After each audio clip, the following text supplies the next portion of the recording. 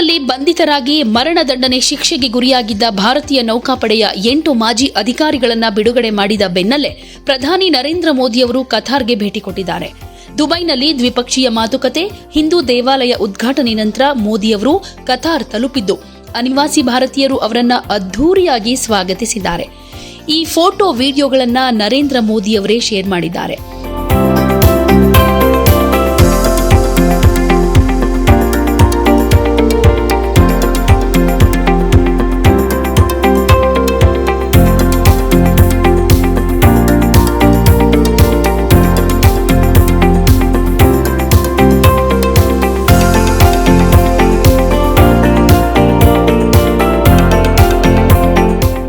ನರೇಂದ್ರ ಮೋದಿಯವರು ಕತಾರ್ ರಾಜಧಾನಿ ದೋಹಾ ತಲುಪುತ್ತಾನೆ ಅನಿವಾಸಿ ಭಾರತೀಯರು ಅವರನ್ನ ಅದ್ಧೂರಿಯಾಗಿ ಸ್ವಾಗತಿಸಿದ್ರು.